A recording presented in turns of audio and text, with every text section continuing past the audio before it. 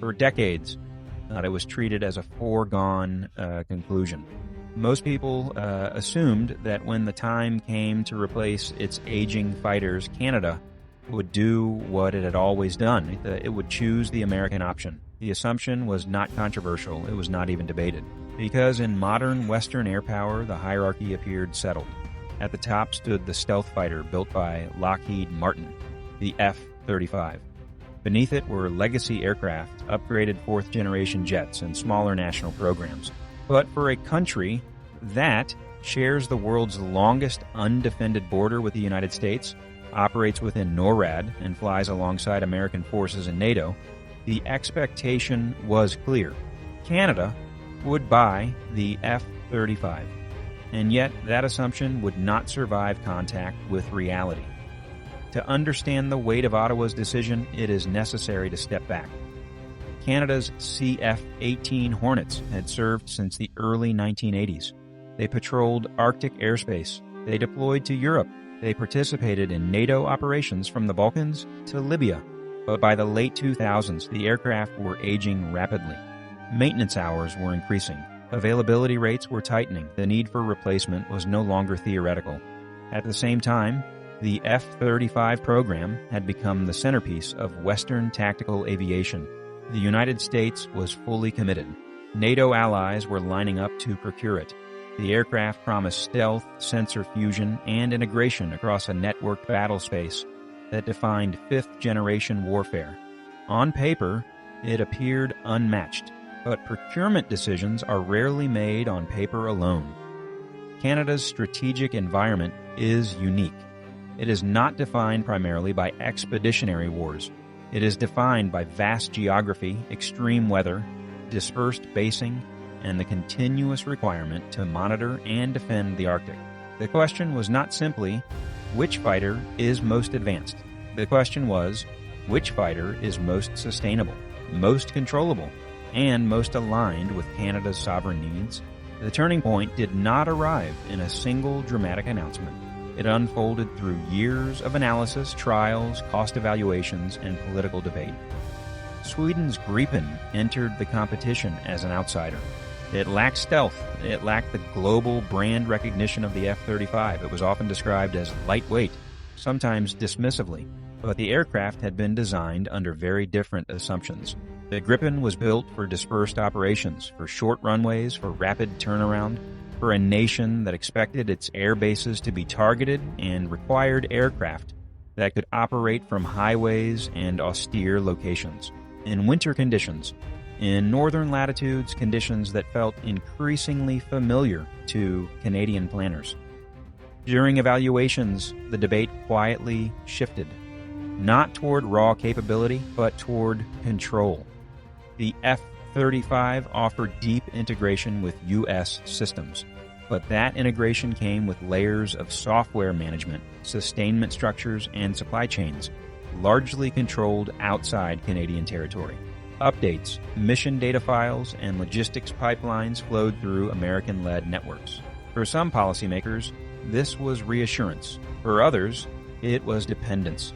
The Gripen proposal emphasized industrial participation within Canada, technology transfer, domestic maintenance control, the ability to adapt software and systems without navigating a multinational hierarchy. Was stealth worth strategic dependency? That question became more difficult as cost projections matured. Acquisition cost is only the opening chapter of a fighter's life. Operating cost defines its endurance. Multiple defense studies indicated that the per-hour operating cost of the F-35 remained significantly higher than fourth-generation alternatives. Even as sustainment improved, the aircraft's complexity imposed financial gravity. Canada's defense budget, though substantial, is not limitless. Arctic patrols require long endurance flights. NORAD commitments require readiness. NATO deployments require rotation cycles. Availability matters more than theoretical capability. In comparative analyses, the Gripen demonstrated lower operating costs, faster turnaround times, and high sortie generation potential from limited infrastructure. Sweden had built its doctrine around surviving under pressure, not projecting dominance from secure bases. The philosophy was different, and philosophy shapes performance. Critics argued that choosing a non-stealth aircraft in an era of advanced air defenses was a strategic miscalculation. They pointed to Russia's growing Arctic activity. They highlighted China's technological acceleration. They framed stealth as the price of relevance, but supporters countered that not every mission requires penetrating, dense, integrated air defense systems. Canada's primary obligations include sovereignty patrols, intercept missions, and alliance support, tasks where readiness, reliability, and numbers often outweigh low observability. There were also alliance dynamics. The United States did not conceal its preference. A Canadian F-35 fleet would ensure seamless integration with American squadrons, shared training pipelines, shared upgrades, shared operational doctrine, choosing differently introduced friction. Reports surfaced of diplomatic pressure, quiet warnings about interoperability, questions about future integration within NORAD modernization. Yet interoperability is not binary. Gripen aircraft operate within NATO structures today. They participate in Baltic air policing. They conduct joint exercises. Data links, weapons compatibility, and standardized procedures mitigate many differences. The debate then was less about compatibility and more about alignment. Alignment of strategy, alignment of autonomy, alignment of long-term national interest. As deliberations intensified, public discussion oscillated between cost and capability. But beneath the headlines lay a deeper tension. How much control is a middle power willing to relinquish for technological edge?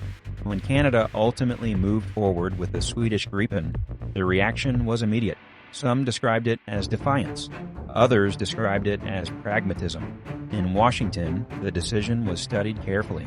In Stockholm, it was viewed as validation of a design philosophy that prioritized resilience over spectacle. What does it mean for North American defense? The F-35 remains dominant within NATO. Its sensor fusion and stealth characteristics are real advantages in high-threat environments. Canada's decision does not diminish that reality, but it complicates the narrative of inevitability. It demonstrates that procurement is not simply about acquiring the most advanced platform available. It is about aligning military capability with geography, economics, and political sovereignty. There are risks. A non-stealth fleet may face limitations in certain conflict scenarios. Future threat environments are unpredictable. Investments in upgrades and electronic warfare will be essential. There are also opportunities. Domestic industrial participation can strengthen aerospace sectors.